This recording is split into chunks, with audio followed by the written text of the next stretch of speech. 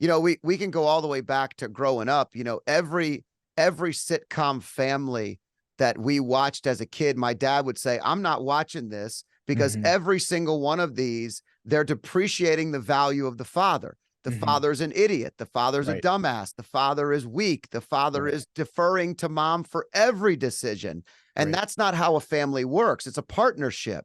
Right. And so he would say, turn off that show or stop watching that Mm-hmm. stuff. They're trying Mm-hmm. to dumb us down. This is my dad was saying this in, 1980s.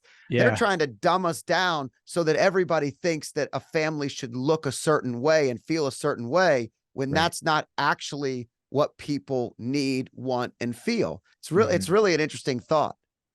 It's so accurate too. Like, think about it. Where is the strong male lead in a sitcom?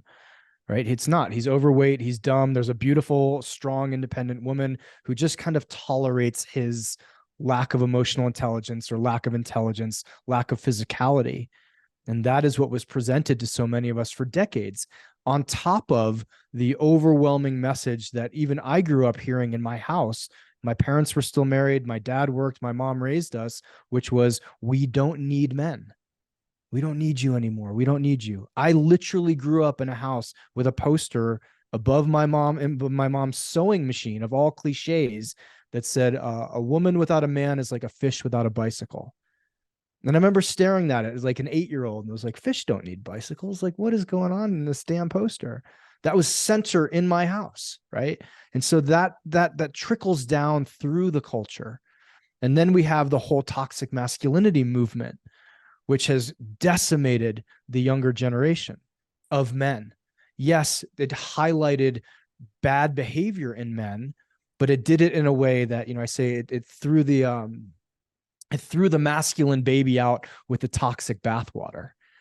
It was like, Yeah. hey, a lot of men or some men are doing really bad shit. Masculinity's bad. All of Yeah. it. Get rid of it. If Get you rid of look under the definition, if you look up the definition of toxic masculinity, it essentially describes masculinity and then just calls it toxic. it.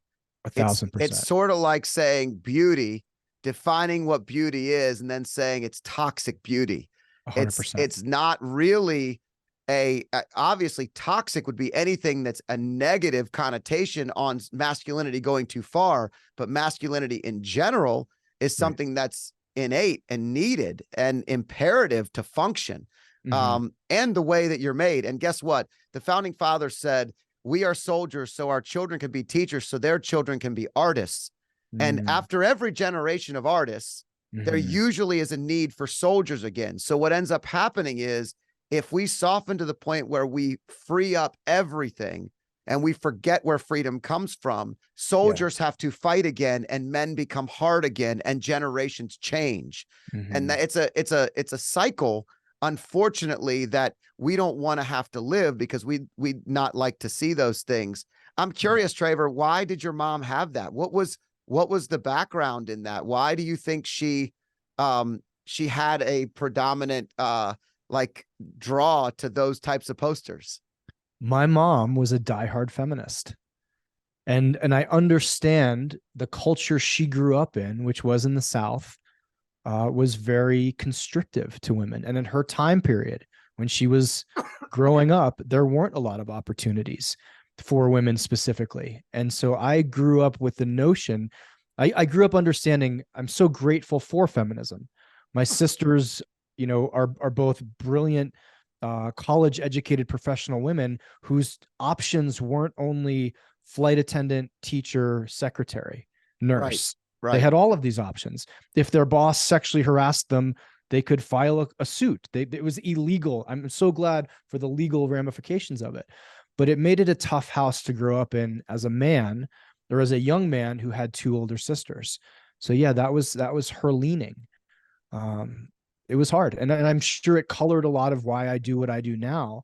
But what it really did, Scott, was it had me at 40 come to an awakening when my life fell apart externally in a number of fashions. It led me to ask the question, what is a man? Who am I? Period. And then second or thirdly, here's the most important question. Who am I as a man? I had not, that question was as foreign to me as anything you can think of up until that point. And I think it is for a lot of men. We don't have this sit down at 16, 17, 18 and go, hey, by the way, we're going to take you out in the woods. We're going to leave you there for a couple days. We're going to give you some peyote and a knife. You need to come back with like a dead deer and the thing from the top of the mountain. We're going to give you a new name.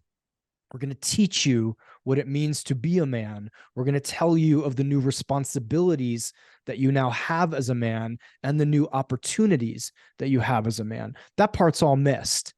We get drunk on our 21st birthday. We try to have sex on our 18th birthday and go, cool, now I'm a man.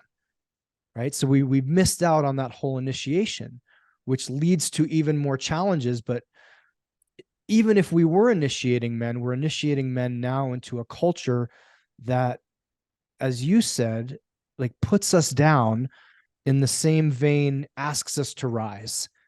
And so we have this clash of cultural ideology. Men are trash. Men need to sit down. Men need to shut up. Men need to get out of the way.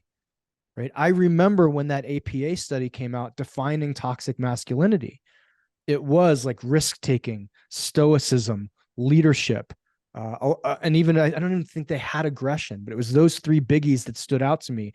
And I remember this because a week later, all of California was on fire, like literally on fire, not figuratively on fire. And there were not protests as the firemen drove and put their lives on the line and led and were stoic and risk taking. I did not see the entire culture with signs going like, stop going to the fires, you toxic masculine men. It was thank you so much for risking your lives, for risking your friendships, for risking your health, for putting your ass on the line to fucking save us. Suddenly the APA got real quiet. And so I said, that's the conundrum that we're still battling societally. If you like clips like this, I have a similar clip here. And if you want to watch the full video, click here.